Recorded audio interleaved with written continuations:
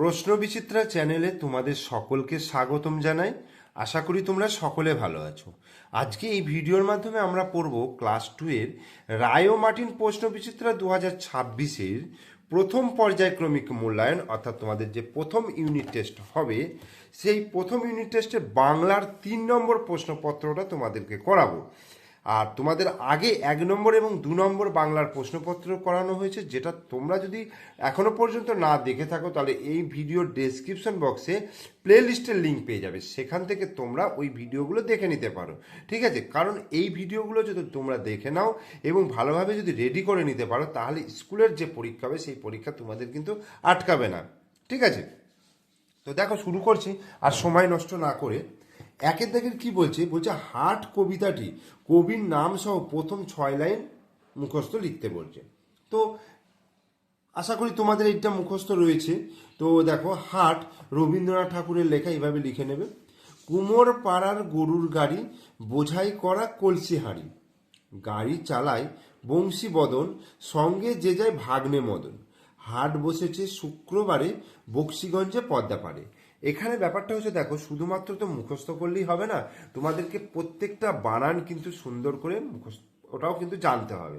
প্রত্যেকটা বানান কিন্তু লিখে লিখে প্র্যাকটিস করতে হবে। এই কবিতাটা মুখস্থ করার পরে তোমরা যদি 2-3 বার খাতায় লিখে প্র্যাকটিস করে নাও, দেখবে তোমাদের বানান কিন্তু ঠিকঠাক হয়ে যাবে। যদি ভুলও থাকে সেটা কিন্তু আস্তে আস্তে রিকভার হয়ে যাবে, ঠিক হয়ে যাবে। বোঝা গেল? এবার 2-এর দাগে দেখো, শব্দার্থ লেখো। শব্দার্থ লেখা মানে হচ্ছে মানে লেখা। দারুণ, দারুণ মানে কি? দারুণ মানে অসাধারণ, খুব সুন্দর, এরকম আমরা বলি না, অসাধারণ আমরা বলতে পারি। ভালো,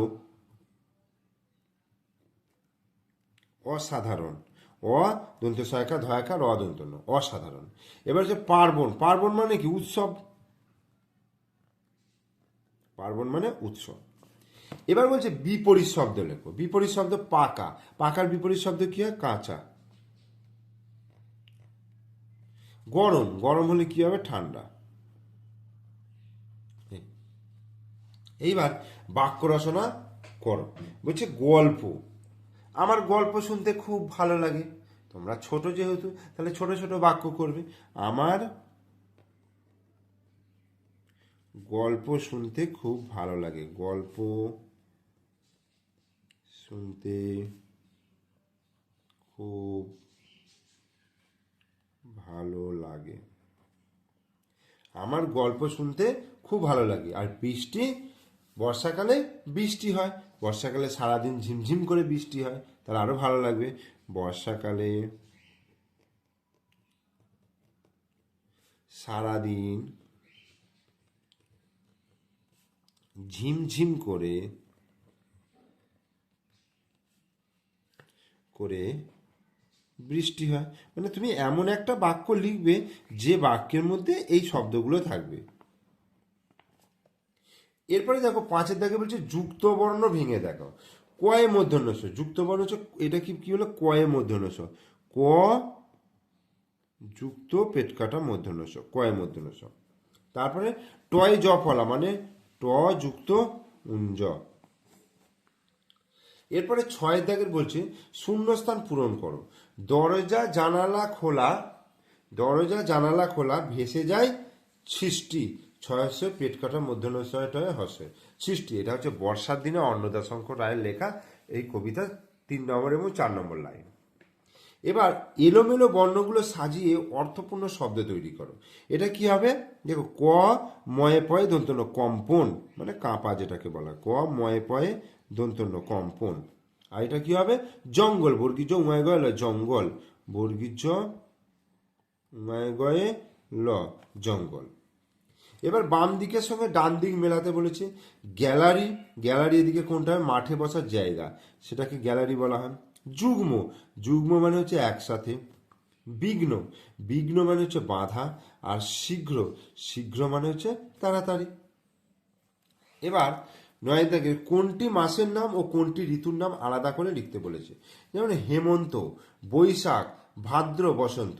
তাহলে এখানে হেমন্ত হচ্ছে কি বলবো? ঋতু, হেমন্ত ঋতু। তারপরে হচ্ছে বৈশাখ মাস, তারপরে ভাদ্র মাস, আর হচ্ছে বসন্ত ঋতু, বসন্ত ঋতু। ওকে, এরপরে দেখো 10-এর দাগে বলছে পূর্ণ বাক্যে উত্তর দাও। আনন্দবাবু কোথা থেকে আসবেন? এটা সহজ পাঠ থেকে নেওয়া হয়েছে। চন্দননগর থেকে আনন্দবাবু আসবেন। কোথা থেকে আসবেন? চন্দননগর থেকে আনন্দবাবু আসবেন।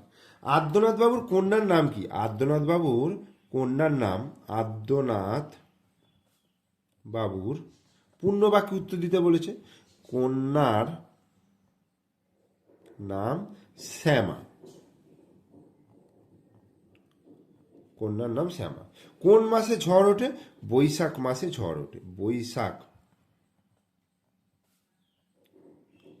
মাসে ঝড় ওঠে। বৈশাখ মাসে ঝড় ওঠে। প্রভাত বর্মন কবিতার কবির নাম লেখো। প্রভাত বর্মন কবিতার কবি হলেন মদন মোহন তর্কালঙ্কার। বানানটা কিন্তু ভালো করে মুখস্থ করে নেবে। আর বিকেলের আরেক নাম কি? বিকেলের আরেক নাম অপরাহ্ন। বিকেলের, এটা তোমরা আমার বইয়েতে পড়েছ। আরেক নাম, বিকেলে আরেক নাম কি বললাম? অপরাহ্ন। অপরয়কা হয় দন্ত নয়। ঠিক আছে, অপরাহ্ন। তাহলে 3 নম্বর বাংলার প্রশ্নপত্রটা তোমাদেরকে করিয়ে দিলাম। ভালো করে প্র্যাকটিস করো পরীক্ষার জন্য। আর ভিডিওটা যদি ভালো লেগে থাকে তাহলে অবশ্যই লাইক করবে, কমেন্টস করবে আর শেয়ার করবে। বন্ধুদেরকে একটু শেয়ার করে দিও। আর আমার চ্যানেলে নতুন দর্শক হলে অবশ্যই চ্যানেলটিকে সাবস্ক্রাইব করে দিও, পাশে থাকা বেল আইকন প্রেস করে দিও। ওকে, থ্যাংক ইউ।